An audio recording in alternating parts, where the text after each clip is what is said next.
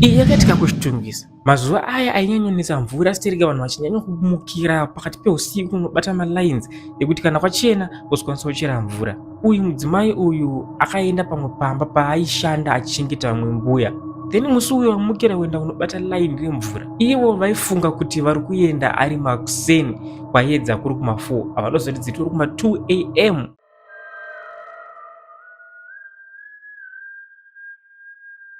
Ladies and gentlemen, welcome to Slick Media TV. Pano pamazimu untold stories pandokupakurira nyaya dzakasiyana-siyana, nyaya dzekuti mukadzinzwa mega mugonofunga kuti inyaya dzefake yeti dziri nyaya dzemachokwadi. Nyaya yedu yanhasi kubva ndiri pachitungwiza apa, rega ndinyaso kukusiyai munyatsonzwa kuti zvii zvakaitika, chii chaitika ende zvakafamba sei, vakazozvikundawo sei mushure vakonfrontwa nemudzimai uyo wavakaona usiku achibva kunoroya. Hello mkoma Slick. Mimi nyaya yangu yandakasangana nayo, ndakasangana nenyaya mugore ra2018 pandaigara kuchitungwiza uko.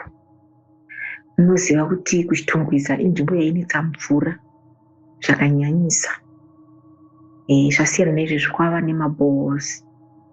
Saka panguva yandakagara ku2018 ndakanga ndiri kutoshanda pamwe pamba kuzengesa foni. Saka zvataiita taimuka early morning, sometimes midnight kana zvaibvira si vanhu pavaimboenda kunosiya zvinhu taimuka early midnight tichida kuenda kunobata queue pane pamba pamufundisi imwe chechi handizoitaura hangu nezita. Pamba ipapo ndo pakanga pachibatsirwa vanhu nemvura. Saka vaiva netime yekuti vanovhura gedhi ravo na7 and then vovhara gedhi na9. Vanenge vakwanisawo kuchera mvura panguva iyoyo ndivavo zvinenge zvatovhara nazvezuva iroro.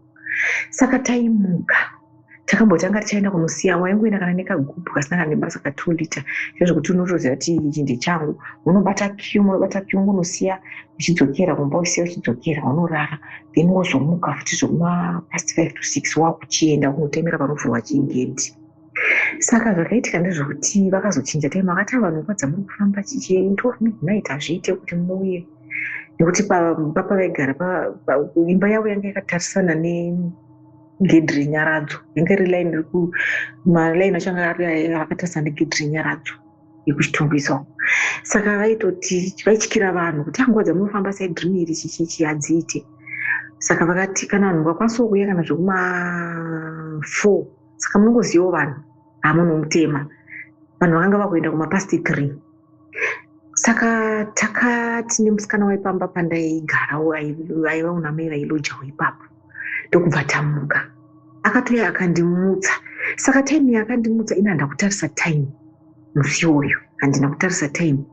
Iyewo ndofunga foni yake takanga yakarasa time here kana kuti chii chakaitika, bhozi iye aiti andimutsa kumapast 3 but it was not past 3.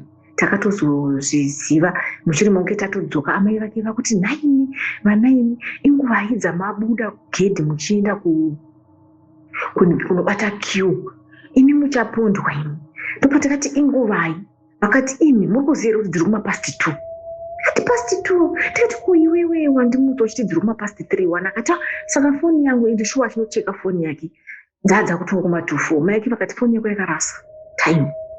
Saka zvadaro takaenda tiri pakufamba, tafamba ndobva tanopinda muthird road inorova straight kunobata tara inononanga kuchitungwiza hospital. Saka tiri pakufamba kudaro ndakanzwa sound yandakanzwa inini yaityisa, zvezvokuti kunge chinhu chiri kuti kunge chiri mudenga, kunge chinhu chiri mudenga chiri kudzika pasi kuti zvokuti nguva iyoyo taifamba takaerera nhumo wangu kudai, taitotya kozi kwakuri quiet. Ndatobva kumuti aiwe kwadza wandimutsa idzi inguva chaidzo here idzi dzatinosimuka mazuva ese. Akati ndidzo. Takati but ona sometimes dzinosimboddarika apa pakamira varume vanenge vakamirira mota yekubasa kwavo, zvichireva zvokuti taidarika kumapast 3 taitopinda muthird road inorova straight kudai, pakona apa taitowana pakamira vamwe varume 3 kana 4. Saka musi wenda vakati iwe varume vatinoona vakamira apa kuti vatoenda kana kuti havasati but kunyanya kuti zii kana makombi ari kutombofamba hakusati kwane makombi ari kufamba. Akati iwe pamwe nyaya kungoti nguva yamheno pamwe makombi acho hasati hakuna ati adarika akawanda kana kuti zvokuti ndongo yandakanzwa pasaundi yaityisa zvokuti bvudzi rangu rakabva rati nyandu. Bvudzi rangu rati nyandu kudaro handewe kati tsemu. Saka nguva yandakabva ndaredusa speed. Nguva yandikunoredusa speed ndobva ndangoona pamberi pedu kudai so. Ndofunga ndingakuti 50 meters away kubva patanga tiri isusu tiri kufamba. Pakanoita kunge ndakaona chinhu chakangosvika kunge changoita kunge chanolenda kudai so. Mukoma sliki nanhasi izvezvi kutaura kwandikuti anondonda pandatondwa zvakaitika panguva iyoyo kuti nyandu. Saka ndakabva ndabata umwe wangu uyu kuti amire asaramba achiita sei achifamba. Ndobva ndamubata abva amira. Ndobva ndakumoti hona kumberi kwedu ndozvandakamuita.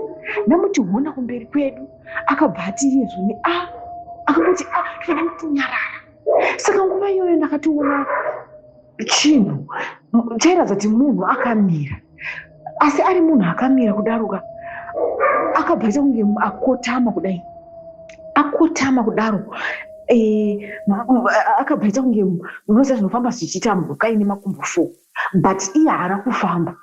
Aita kunge munhu asitofulika ari mumhepo angoti kuenda so achiyambuka tara kuenda kusaidi kuleft bhozi atakatarisa saidi iri. Saka kuleft kwedu hundu iye akanga ari kuraiti, akalendera kuraiti achibva afamba achienda kuleft side right, kuleft side achienda kuleft side ikoko but anga akananga pane gedhi rarakavharwa. Mukoma sliki munhu akafamba chiti ari nechemuzasi chemu but akakotama zviye zvekuita kunge mhuka akati isi takaramba takamira achisi kupinda pagedhi. Paakanopinda pagedhi, gedhi ranga rakavharwa aya masliding gate but akasvikopinda ipapo. Murikuona majeko kumasliki nguva iyoyo umwe wangu takaramba takabva tabatana maoko zvine simba zvezvekuratidza kuti tatakubvunda tese nguva iyo takubvunda. Saka achinopinda pagedhi pepe indi pandakati kuna umwe wangu ngatidzokerei kumba.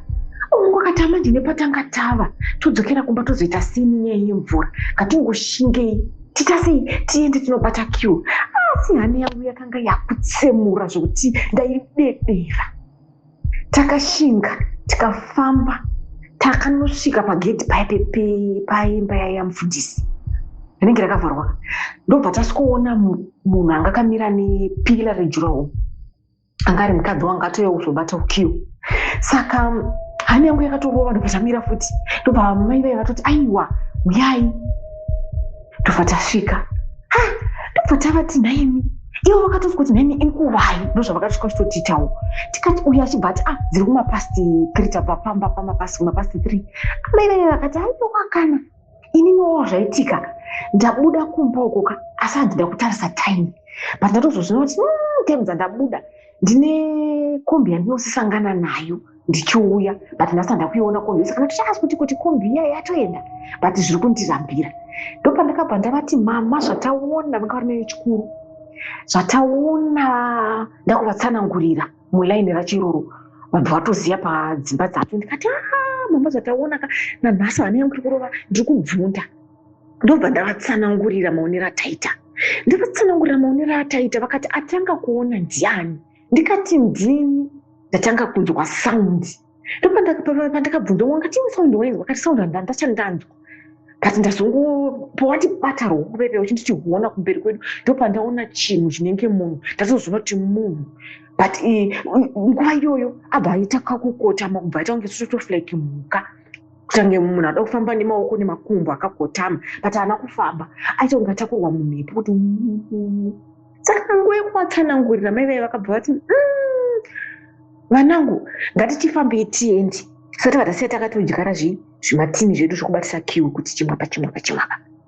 ngatichiendai. Kumira kwana ndakaita kuna ndakamira kuti ndakutotya kufamba ndichidzokera because ndikunyazozvona kuti nguva dzandauya hadzisiridzo.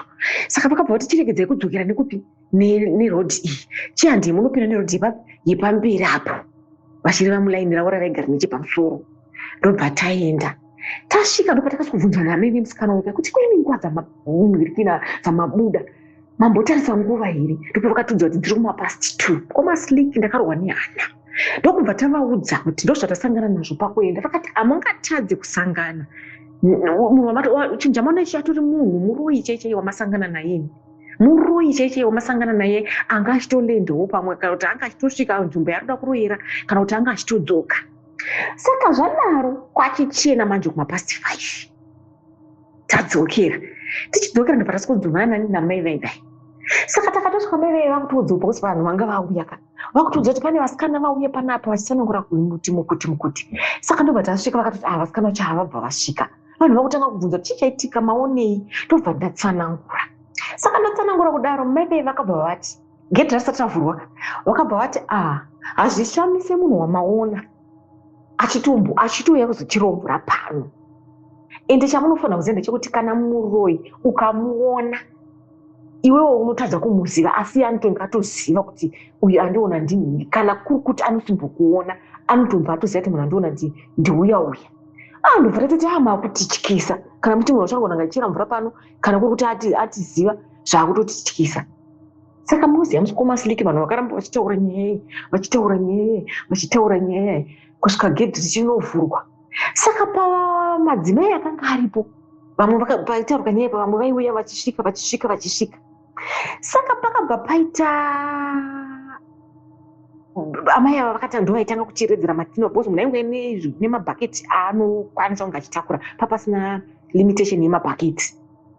Saka vari pakudhaya mvura nemwanasikana wavo vachidhaya mvura vari kukurukura mwanzwe here zvanzi zvaonekwa. Saka mai mufundisi vepamba apa vakabva vabuda vauya pavheranda. Ina ndakatogara pavheranda but ndanga ndisisiri comfortable nandakutya hane yangu ingorova. Ndobva mai mufundisi vati vanzwonye iri kutaurika. Vakati aona wacho ndiani. Ndobvanzi nomwe mukadzi uye musikana uyo akagara apo ndiye aona. Saka ndobva vati mwanangu unofanira kunamata. Ukaona uchisanganzana nezvinhu zvakaita seizvozvizvi unenge une zviri pauri. Adozi unenge zviri pauri kana kuti une chivanhu chiri pauri chinoita kuti uone zvinhu zveusiku. Ndobva ndatanga kutotya. Vakati unofanira kutonamata. Saka pakabva paita mukadzi akadai kuti kunamata kwekuti chiko icho chinoita kuti vanhu vaone. Chinomboita kuti munhu aone zvinhu zveusiku kana kuti aone vanhu vacho vanenge muchiti varoyi zvinenge zvichimbofamba sei. Anenge akambonyanya kusimba zvakaita sei kumunhu iyani. Maziso ake anenge akambonyatsoita sei zvekuti anosvika pakuona. Ndobva zvanzi nomwe mukadzi izvo kwemimi mataurira muri kuita mukatange muri kuita kunge sort of like muri kutopesana nezvekutaurwa nevanhu vese vari pano. Vanhu vese vari side rimwe chete kwei mukatange muri kuenda side renyu. Anga akati kwindi mukadzi yefesi yake yange isina kana mufaro. Saka ndakabva ndadzoka pfungwa dzangu dzadzoka kuti madhava iveve vamboti zvoni munhu wamaona anogona kunge achitochera mvura pano eni anogona kunge atokuziva. Ndobva ndanga kunzwa hana yangu yakutanga kutowedzera kurova. Saka mukadzi akabva afamba mukumasliki akauya akandibaya pamhanza. Mai mufundisi vakamira pasaidi pangu akandibaya pamhanza kuti iwe kana uchinamata unamatise kana kuti kana une mudzemo uri pauri ngautosimba nekuti zvinhu zvawaona zvinaziva newe. Achibva atofamba achibva abuda achibva aenda. Vanhu vakasara vachiti ko mukadzi uyu tinomuziva tinochera naye mvura everyday panapa kusei aita seizvo. Ene ndaitomuziva mukadzi pagedhi paakapinda ndo paaigara aitoronga flea market yake yehembe ipapo. Taitomuona kumvura tinenge tiinaye tichitomuona akagara pamusika wake wehembe dzaanotengesa. Mukumasliki ndakasara ndichirwa nehana. Mai mufundisi vakabva vanditi mwanangu unogara kupi saidi ndobva ndavatsanangurira. Vakati wotondisimba kunamata nekuti handiri kuona zvaitika. Mukadzi akatosiya mabhaketsi ake nekuti paakatouya akabata mabhaketsi ake anga asina kubata kiu. Akatouya achitongouya kuzoti paanenge asvikirawo kiu yava ipapo ndopaachachera mvura. Akatosvika pakubuda gedhi akadzokera akasiya mabhaketsi ake. Saka isu sevanhuwo vakanga vakasika kubata kiu takachera mvura tikatuta mabhaketsi edu svika ese apera iye asati auya zvokuti mukoma Slick ndakanga ndakutotya, ndakagara ndiri munhu yakanga kuita kuti kana mai vandaigara navo vandaishandira ndakavaudza kuti ndozvandasangana nazvo. Mai avo vakanga vasingagari havo muno muZimbabwe, vanga vatori nemadheizi vauya, vaingouya vakaita 1 week 2 weeks obva vadzokera. Ini ndaigara ndichichengeta mai vavo pamba, ndo vandaichengeta. Saka ndakatovatsanangura chando zvaitika.